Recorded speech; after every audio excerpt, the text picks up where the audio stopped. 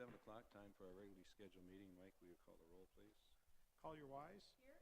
Erickson. Here. Holland. Here. Humphrey. Here. Mines. Here. Price. Here. Sorensen. Ward. Mayor Powell. Here. Would everyone please stand for the pledge of allegiance? I pledge allegiance to the flag of the United States of America and to the republic for which it stands, one nation, under God, indivisible, with liberty and justice for all. Thank you. Item 3 are minutes from January 15th regular meeting and January 15th special meeting. Move approval. Motion a second to approve both sets of minutes. All in favor signify by saying aye. Aye. Opposed, no. Motion carries. Adoption of the agenda. Mike or John, any additions or corrections to the agenda other than the proclamation that we have added? Is that? That's all. Okay. Move approval. A motion and a second to approve the agenda as modified. All in favor signify by saying aye. Aye. No. Opposed, say no. Yeah. I'm not voting. I just was. Passes. Okay. Addressing the council. Persons addressing the council shall use the microphone at the podium. Please raise your hand to be recognized. Go to the podium and state your name and address. For items that are not on the agenda, members of the public may speak under visitors be heard on any topic not on the agenda. Remarks are limited to 5 minutes and no decision will be made at this time. For agenda items, public testimony will be taken at the beginning of each agenda item after the subject has been announced by the mayor and explained by staff. Any citizen who wishes may speak one time for 5 minutes on each agenda item. Public testimony will then be closed and the topic will be given to the governing body for possible action. At this point, only City Council members and staff may discuss the current agenda item unless a council member moves to allow another person to speak and there is unanimous consent from the council. Questions from council members, however, may be directed to staff or a member of the public through the presiding officer at any time. At this time, we do have a proclamation, and Kelsey, if you would read that, please. Proclamation recognizing February 8th, 2018 as Love Vermillion Day. Whereas Vermillion is home to spirited, progressive, friendly, generous, diverse, active citizens who take pride in their community and make it an amazing place to live. And whereas Vermillion is home to our state's flagship university, and the harmonious and mutually beneficial relationship between our city and the University of South Dakota continues to flourish as our institutions grow together. And whereas in Vermillion, we've got it all: unbelievable access to the arts, culture, and sports, beautiful natural scenery and abundant recreation options, top-notch education for every age, a thriving business sector that provides ample opportunities for work, shopping, dining, and entertainment, and a community that knows how to care, cooperate, and celebrate. Now, therefore, be it resolved that we, the governing body of the City of Vermillion, South Dakota, do hereby proclaim February 8th, 2018 as Love Vermillion Day and encourage all citizens to also proclaim their love for our wonderful city. Dated at Vermillion, South Dakota, this 5th day of February, 2018. Thank you, Kelsey. Nate, would you receive the proclamation? Can I do a selfie with everybody? Sure. This is a fun one. Sure. Oh, wait. Don't make it weird. Okay, well, how do you make a selfie that's not weird? Thank you for that. Appreciate it very much. Do you want to say 3 or 4 words? If I may, I always love to. And I always enjoy it when I get to say a few words and not ask for money from the council. Thank you very much. Nate Welsh, President and CEO of the Vermillion Chamber and Development Company. On behalf of the Vermillion Chamber and Development Company and the community of Vermillion, we really appreciate the leadership that this council has when it comes to bridging that gap between one of our largest employers, the university, and our community. This night that we have on February 8th is one of those, one of the many ways in which we're trying to do that, to be able to bridge that, to be able to continually celebrate a lot of the great things that we have in our community, and so this is one of those. And we hope that we can be able to help spread that message, and this kind of proclamation really allows us to do that. So thank you very much, Mayor Jack and the council, for that. Thanks, Nate. Thank you. Keep up the good work. Have a great day. Thanks. Item 6, public hearings. Oh, I'm sorry. Is there anyone in the audience that has any item that's not on the agenda that they wish to bring forth? Seeing none, anyone on the council?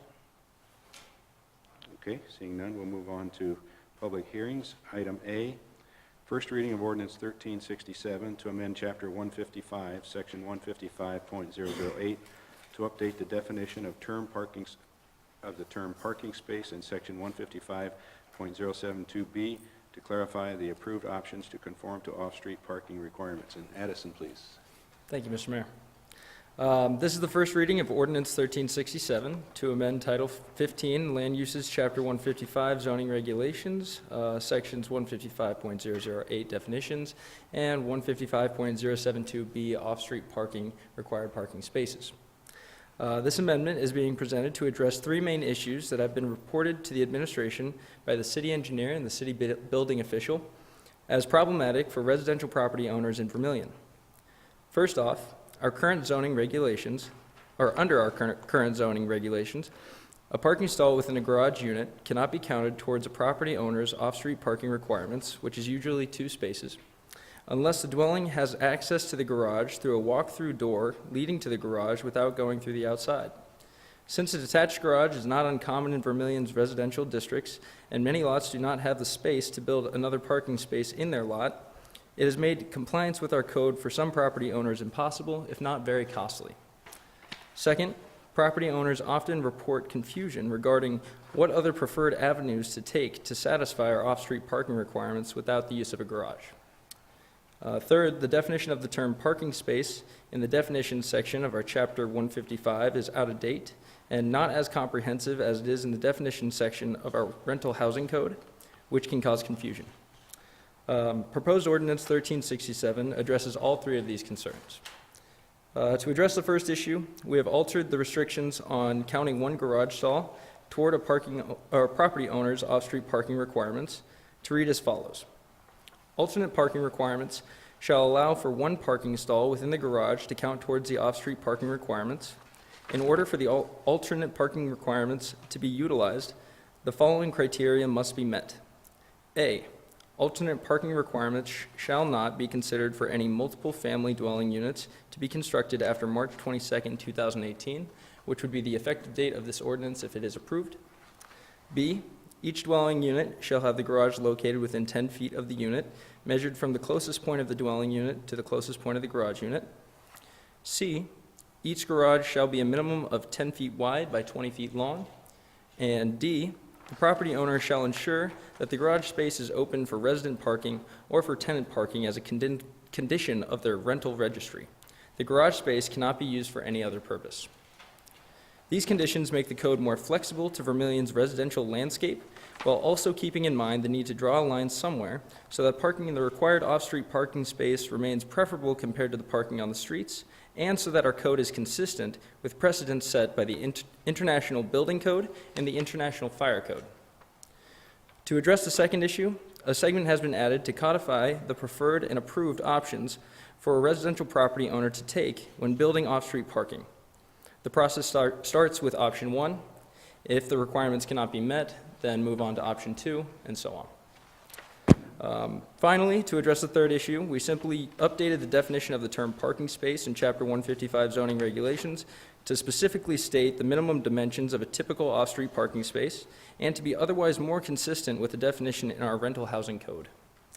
The Planning Commission reviewed this proposed ordinance in their January 8th, 2018 meeting, and they unanimously recommended approval of the ordinance as presented to them. The only financial consideration would be the cost of publishing a public notice of the ordinance adoption and effective date, and the administration recommends the approval of the first reading of Ordinance 1367 to amend Title 15 Land Usage, Chapter 155 Zoning Regulations. Thank you, Addison. Is there anyone in the audience that wishes to comment on this item? Seeing none, turn it to the council for deliberation. Second? We have a motion and a second. Is there further discussion? Seeing none, all in favor signify by saying aye. Aye. Opposed, no. Motion carries. Thank you, Addison. Thank you, Mr. Mayor. Thank you, Council. We move on to old business. Item A, second reading of Ordinance 1368 to rezone Lot 3 in the east 4 feet of Lot 5, except the south 320 feet, and Block 1, Johnson's addition to the city of Vermillion, Clay County, South Dakota, from GB General Business District to the Dakota Commons Plan Development District property on the west side of North Dakota Street, south of Alumni Street. And this is Jake. There he is. Thanks, Mayor, Council. I've never had the paparazzi here before, so that's exciting. But so again, this is second reading, so I won't belabor it too much, but this is to create the Dakota Commons PDD in the land west of the Dome and north of the Prairie Inn. The developers have provided conceptual drawings to build a mixed-use development primarily for student housing and some other commercial uses. I would say the most important part is definitely in the ordinance about which uses would be permitted, height restrictions, setbacks, that sort of thing. The plans they provided are just conceptual, and so they could change later on. It's also important to note this is just the initial development plan, so even if approved, they would need to present a final development plan to the Planning Commission, who could then approve, deny, or amend what would go on in there. So I guess at this time, I would just state that administration recommends approval of this, and given that it is a second reading, we do have to do a roll call vote. Thank you. Is the Planning Commission, are they finished with this? Yes, so this came to the Planning Commission, received their approval, and then came here for the first reading. Okay, thank you. Anyone in the audience wish to comment on this item? If not, council? I would move approval. Second. Motion and a second to approve. Don, if you'd set up for our roll call vote, please.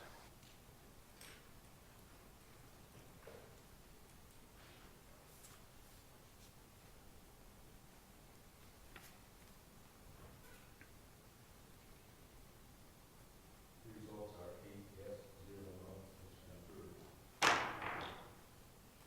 Okay, we'll turn to item B.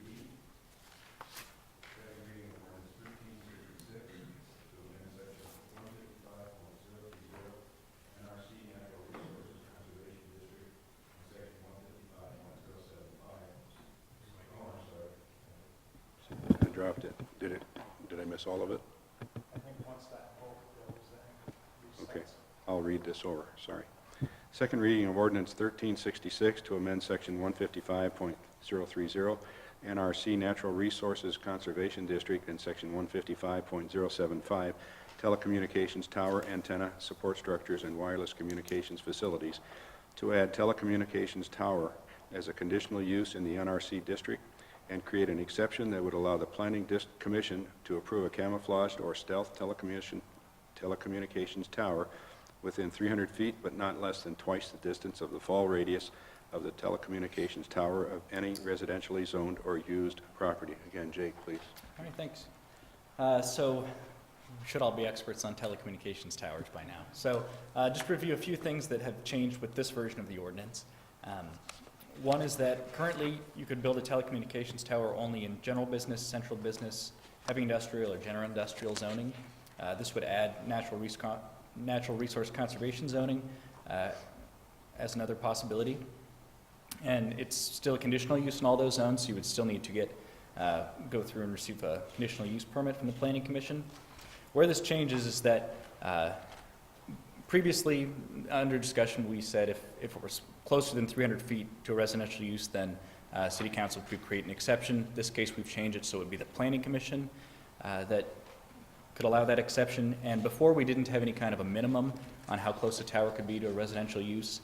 So in this one, we take the fall radius that's engineered for the tower and double that. And so if a proposed tower is greater than 300 feet away from a residential use in any of those 5 zones, it would just be a conditional use. If it's closer than that 300 feet, but not less than that 2 times the fall radius, then it would have to go before the Planning Commission.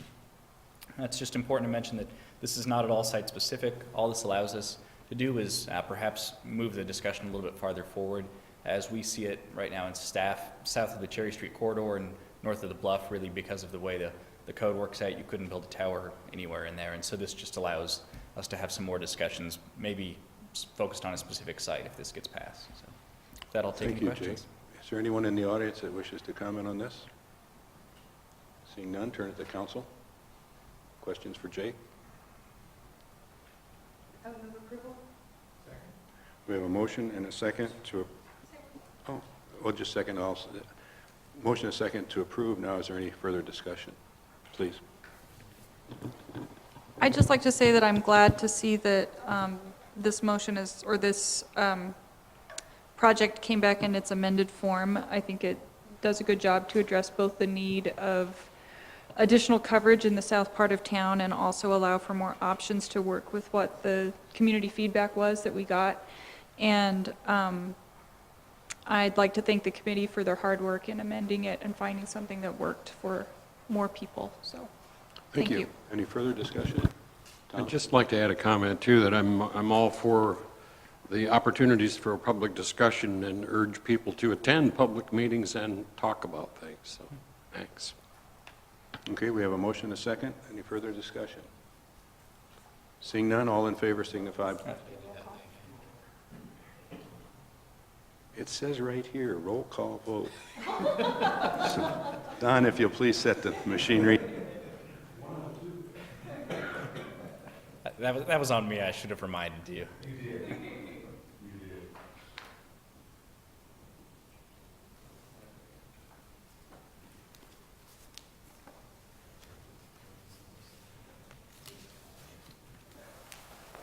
Okay, the result is 8 yes and 0 no. Thank you. Passes. Thank you, Jake.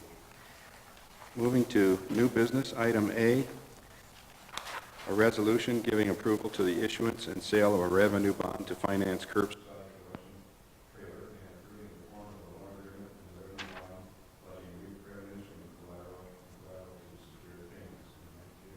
The City of Vermillion was awarded a solid waste management program grant loan package through the South Dakota Board of Water and Natural Resources to assist with the purchase of a replacement curbside recycling trailer. The estimated cost of the trailer is a little over $22,000. There'd be a $10,000 grant, a $10,000 loan. The loan's for 5 years at 2%, with the balance to come from the curbside reserve. The attached resolution provides approval to the issuance and sale of the revenue bond to finance the curbside trailer and approves the form of the loan agreement and the revenue bond pledging curbside collection revenues to secure the repayment of the loan and corresponding loan agreement with the South Dakota DNR. The resolution and loan agreement were reviewed by the city attorney. To proceed with the loan requires the city to adopt the attached resolution. Following adoption of the resolution, it will be published, and when it becomes effective in 20 days thereafter, the mayor and finance officer will be able to execute the loan agreement to get the funding to be able to come to the city. So administration would recommend approval of the resolution approving the issuance of the revenue bond to finance the curbside collection trailer with the DENR. Thank you, Mike. Comments or questions from the audience? Seeing none, turn to City Council. I move approval of the resolution. A motion and second to approve the resolution. All in favor, signify by saying aye. Aye. Opposed? Let's try that. All in favor signify by saying aye. Aye. And opposed, no. Motion carries. Item B, final plat of Tract A, Heine addition to Lot A1 to Section 16, in Government Lot 1 of Section 22, and in Lot A to Section 22, all in T92N R52W of the 5th Prime Meridian, Clay County, South Dakota. Jose, please. Thank you. Brent Land Surveying submitted a plat on behalf of the owner, Mr. Heine, to plat the previously mentioned land. The plan will essentially consolidate several tracts of land into one larger one. The use will continue as being farmland. This plat falls within 2 different platting jurisdictions. Due to this, the plat will first have to be, or was already approved by the City Planning Commission, then the County's Planning Commission, and after both of these review, then the plat goes to the respective governing bodies. The City's Planning Commission reviewed the plat at their January 29th meeting. At that meeting, the County's Planning Commission also reviewed the plat. Both of the planning commissions recommended approval of the plat unanimously to their respective bodies. The plat has already been approved by the County Commission at their January 30th meeting. Staff reviewed the final plat and found that it complies with all the codes and provisions. All fees have been paid by the applicant. Staff finds that the final plat meets ordinance requirements and recommends approval of the final plat. Thank you, Jose. Council? Move approval. Second. A motion and a second to approve the plan. All in favor signify by saying aye. Aye. Opposed, no. Motion carries. Thank you. Item C, declaring one pickup truck, one sedan, 2 reel mowers, 1 skid steer loader, and 1 police vehicle surplus. Jose, please. Thank you. As part of the 2018 Equipment Replacement Fund schedule, several vehicles were to be replaced this year. The following pieces of equipment are the ones to be declared surplus. They consist of 2015 Chevy Tahoe owned by the police department, 2006 Chevy Silverado 1500 owned by the Light and Power department. Wastewater has a 2002 Bobcat SSL 463. The airport has a 2002 Ford Taurus. Golf course has a 2010 Toro GR 3150Q mower, and the golf course has another 2006 Toro GR 3150Q mower. Staff would like the City Council to declare the above-mentioned equipment surplus and have the Surplus Property Appraisal Committee meet to appraise the pieces of equipment. We have included the proposed appraised values for each of those pieces of equipment on the memo on the attached table. Staff will be asking the City Council to trade in the Bobcat and the 2 Toro mowers with a later agenda item. The other vehicles will be sold through sealed bids. If not sold by sealed bids, the vehicles will be sold at the next city auction. Sale proceeds from the equipment will go to the Equipment Replacement Fund. Administration recommends declaring the above-listed equipment as surplus and moving forward with an appraisal by the Surplus Property Appraisal Committee for the vehicles and equipment. Thanks, Jose. Council? Motion and a second to approve declaring these surplus. All in favor signify by saying aye. Aye. Opposed, no. Motion carries, and then the surplus committee can fill that out after council meeting. Item D, resolution authorizing the purchase of a 1/2-ton pickup truck. Jose? Thank you. Well, it's the start of the shopping extravaganza. But say a budget session in August, again, the City Council met. As part of the Equipment Replacement Fund schedule, a Light and Power Department 2006 Chevy Silverado 1500 pickup truck was scheduled to be replaced. Using the NJPA, which we have used several times in the past, staff compare similar Ford and Chevy half-ton rear-wheel drive pickup trucks. NJPA's quote for a Ford was $25,110, while the quote for the Chevy was $23,958 and some change. After acquiring these quotes from NJPA, city staff approached local dealers, Vermillion, Ford, and Jerry Chevrolet, to see if they would, at the very least, match the NJPA quote. Vermillion's Ford quote was for $24,462, and the quote from Jerry Chevrolet was for $22,437. The 2017 Equipment Replacement Fund includes a budget of $25,917 for this purchase. The existing Light and Power Department truck will be sold through sealed bids this year. We expect that the sale will generate roughly $2,000 for the Equipment Replacement Fund. Administration recommends approving the resolution to purchase a 2018 Chevy Silverado 1500 pickup truck from Jerry Chevrolet of Vermillion for the price of $22,437. Thank you, Jose. Council? I have a question, Certainly. if I may, Mr. Mayor. Do we ever, at this time of year, it seems a lot of dealers still have 2017 brand-new models of things sitting around. Do we ever look at any opportunities to save some money that way? Or do we have to have a 2018 model? I think as a general practice, we have just gone for the newest model that we can get. As far as I know, even in the past years, we haven't gone for an older model. I think part of that is also the fact that the state contract, the state bid, they use the latest and newest model year. And typically, those are the best prices that we can get as far as dealer concessions and so forth. So we didn't look into No, finding a no. brand-new 2017? No. Okay, thank you. Yep. Further discussion? Do we have a motion yet? Okay. Second? A motion and a second to approve purchasing of a half-ton pickup truck. All in favor signify by saying aye. Aye. Opposed, no. Motion carries. Continuing on with the Jose show. Item E, resolution authorizing the purchase of a sedan. At the same budget meetings, the city manager's 2015 Ford Fusion sedan was scheduled for replacement, and the existing vehicle would then be moved to a different location within the organization. Again, using the NJPA price, City compare a similar Ford and Chevy midsize sedan. The NJPA's quote for a Ford Fusion SC was $24,270, while the quote for a Chevy Malibu LS was $19,565 and some change.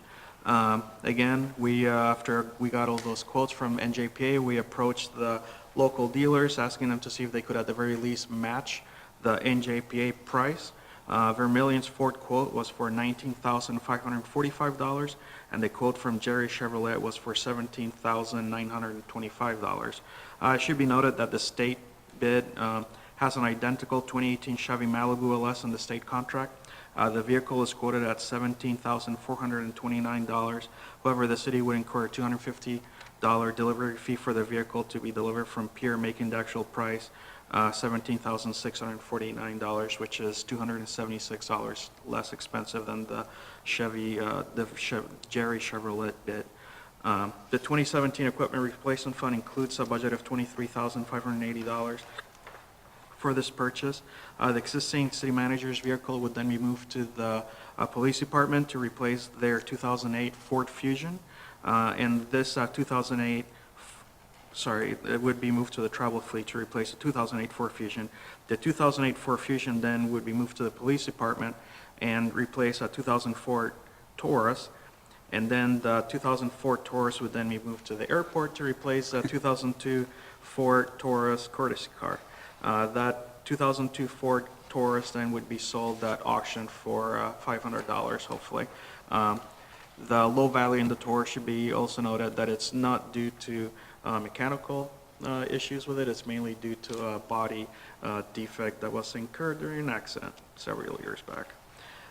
Administration recommends approving the resolution to purchase a 2018 Chevy Malibu LS midsize sedan from Jerry Chevrolet of Vermillion for the price of $17,925. Thank you, Jose. Council?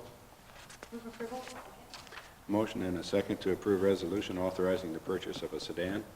All in favor signify by saying aye. Aye. Opposed, no. Motion carries. Item F, resolution authorizing the purchase of a police vehicle. Jose? Thank you. Continuing with the purchases, another vehicle that was scheduled this year was a 2015 Chevy Tahoe used by the police department. Again, we compare the NJPA prices with the state contract in this instance for a similar 2018 Chevy Tahoe. The NJPA price was $39,521, while the state's contract price was for $36,104. Additionally, staff contacted the local Chevy dealer, Jerry Chevrolet, and asked for a quote on the same vehicle. The quote received from Jerry Chevrolet of Vermillion was for $36,079.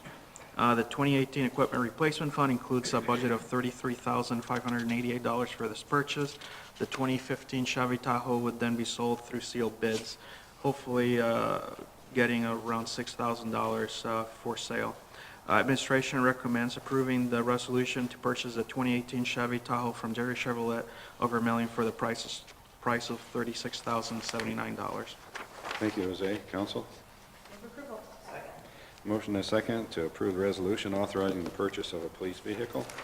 All in favor signify by saying aye. Aye. Opposed, no. Motion carries. We're getting there. Item G, resolution authorizing the purchase of a utility vehicle. Again, we looked at replacing the 2002 skid steer loader from the wastewater department. This piece of equipment is one that is solely used for snow removal at the current time.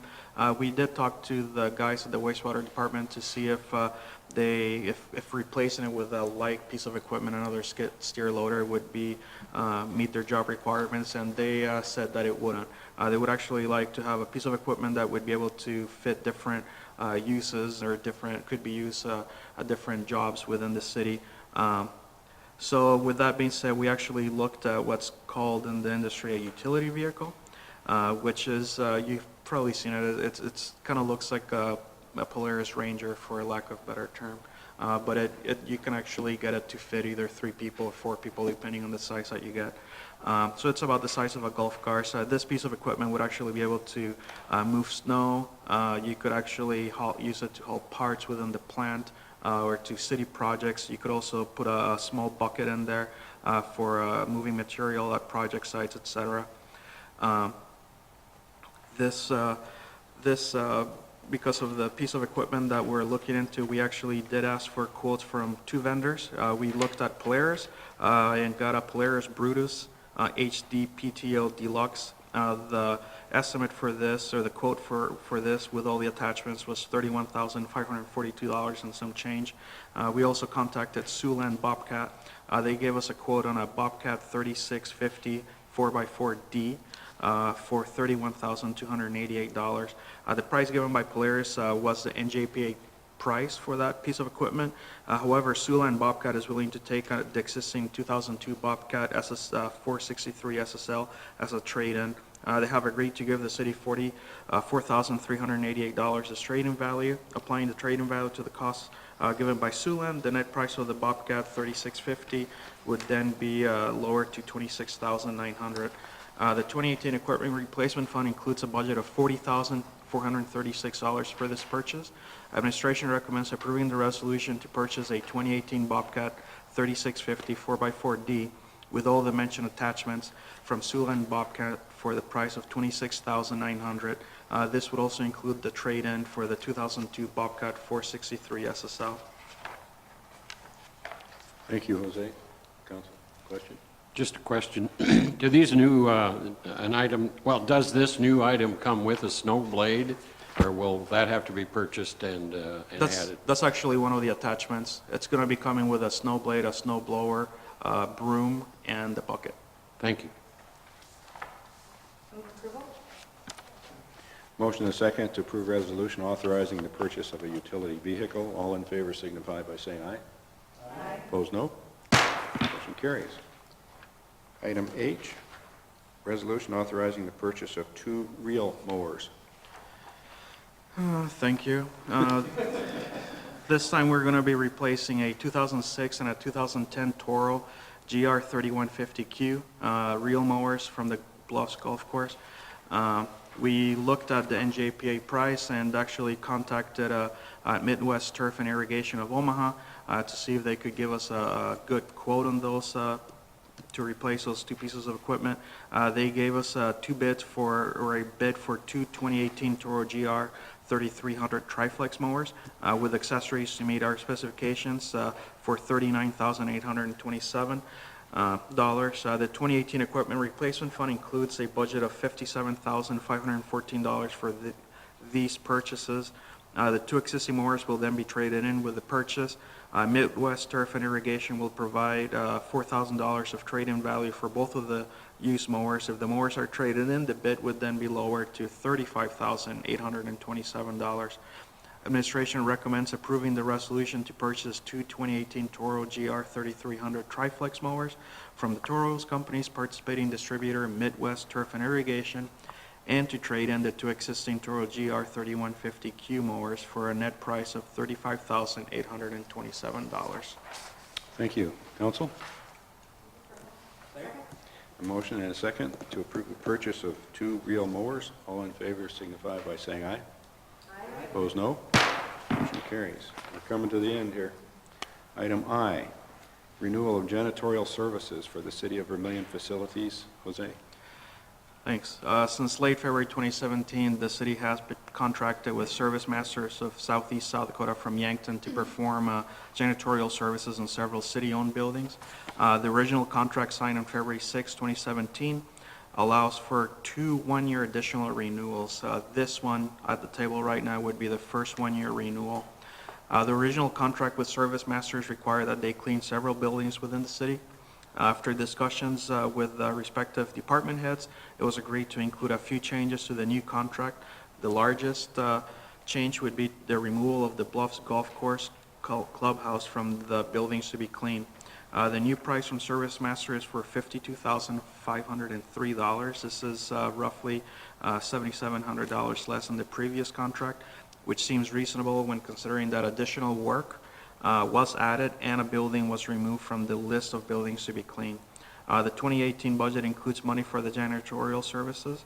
Administration recommends renewing the contract with Service Masters of Southeast South Dakota for $52,503 and to allow the city manager to sign the contract. Thanks, Jose. Council? I have another question if somebody else doesn't first. Go ahead. So we went from 7 buildings to 6 buildings, and this got reduced $7,725. Yep. But the average of the buildings is well over $8,000. So really, going to 6 buildings, this still cost us another $800 more than the previous contract. Is my math correct? No, your math might be correct. Another thing to keep in mind is that we did add other items for them to clean. So even though the buildings might have gone down by 1, they do have to, like I said, clean additional items. For example, the library, they're going to be cleaning all of the lights, which is pretty labor intensive. They're also going to be vacuuming additional rooms that they weren't vacuuming before. They're also going to be cleaning additional floors within the fire station. So there's additional, the buildings might have stayed the same besides the golf course, but they got additional duties within some of those buildings. So the cost, though, isn't really less per, No, on it is average. less if you look at the cost. But It yeah, might be less per square foot because the buildings aren't all the same size. Thank you. Sure. Why was the golf course removed? Is it having a different cleaning? no, service? my understanding, as far as I know, everybody has been happy with the services that we're getting. The golf course, I think, was just more of a change in administration, I guess, as far as who's doing the work down there, going from from Kirk to Rusty, and then also the fact that Rusty thinks that he should be able to get most of that work done. There's still a chance that after this 1 year hiatus, I guess if you want to call it, they might come back and ask for the golf course to be put in practice, but I'm not sure of that. Any further discussion? A motion and a second to approve renewal of janitorial services. All in favor signify by saying aye. Aye. Opposed, no. Motion carries. Bid openings, we have the fuel quotes. Mike, please. The fuel quote sheet should be set out or on your monitor. The first quote for 4,350 gallons of unleaded gasoline, Stern Oil, was $2.09.45 per gallon. Item 2 is number 1 and number 2 diesel fuel dyed. The blended cost will be $2.45.06 per gallon. Item 3 is number 1 and number 2 diesel fuel clear. The blended cost is $2.72.61. Second quote was received from Brunig Service for unleaded, $2.33 per gallon. Dyed diesel fuel, $2.47 per gallon, and clear diesel fuel, $2.80. Stern Oil would be low on all 3. Council? A motion and a second to accept the low bid. All in favor signify by saying aye. Aye. Opposed, no. Motion carries. Thank you. Next item is City Manager Report. John, please. Thank you. Appreciate Jose, all the work he's done with our bids over the last couple months here in quotes to get all the equipment purchased tonight to make it a relatively simple process, hopefully for the council. But also special thanks to our local dealers too. The NJPA is a national price, and in every case, our local dealers came in with prices lower than NJPA. So we appreciate the work that they do in reviewing those and helping the taxpayers receive the best value for the money. Just a couple of items here. The City Council, your next meeting will be on Tuesday, February 20th, and that's due to the President's Day holiday on Monday, February 19th. Coming up here this week and next week, we're working on the master bike plan, and we do have 4 neighborhood or sector meetings. The first one coming up is on Wednesday night, the 7th. That is kind of for the northeast quadrant, which is basically east of Dakota, north of Main Street. And that is on February 7th, and that is at 5:30 p.m. at the conference room at First Dakota National Bank on East Cherry Street. Then on the 8th, we have the southeast quadrant, which is roughly south of Main Street, east of Dakota Street. That will be in the High School Commons at 5:30. And then on Tuesday, the 13th of February, they're having 2 different meetings that night. One is for the west sector, which is the community west of Dakota Street, and that's going to be in the Middle School Commons at 5:30 p.m. At 5:30, or I guess I said that. And then also that night at 7:30, They will have one for USD, and that will be in the Hoy Room in the Muck, sometimes referred to as the Fish Bowl, although I believe the technical name is the Hoy Room. So the two on the 13th at 5:30 and at 17th.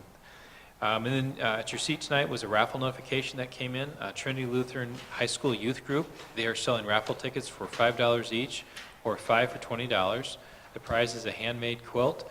The tickets will be sold from February 6th to March 4th of this year. The drawing is held on March 4th, and the proceeds from this raffle will be used for the youth group to attend the National Youth Gathering in Houston, Texas in June of this year. Thank you, John. Any comments or questions for our city manager? Seeing none, it's stump mic time on invoices payable. Are there any that you'd like explanations for? I have one, Mr. Mayor. Certainly. Which one? Like with, number 146, why do we owe the, Judas Library $19? I mean, I'm off the books, but. I'm guessing it's for something that either got lost or damaged on that loan, where they have the interlibrary book loans that got misplaced, or they had to pay for it or damage to it. It's one you didn't return, probably. It's not waiting. Any other questions? Move we pay our bills. Second. Motion is second to pay our bills. All in favor signify by saying aye. Aye. Opposed, no. Motion carries. We have one item on the consensus agenda. Set a public hearing date of February 20th, 2018 for a special daily malt beverage and wine license for the Vermillion Downtown Cultural Association at 4 West Main, which is the Vermillion Theater, on or about March 3rd, 2018. Motion is second to approve the consensus agenda. All in favor signify by saying aye. Aye. Opposed, no. Motion carries. And before somebody makes the motion, I'd like to just say I hear nothing but good comments about service we're getting from the snow removal people that are working a lot of overtime hours, and so we're eating up our snow budget, I guess, but we are really getting incredible service from those people. And John, if you'd pass that word on to those employees, I'd appreciate it. With that, motion is second to adjourn. All in favor signify by saying aye. Opposed, no. We're adjourned. Thank you.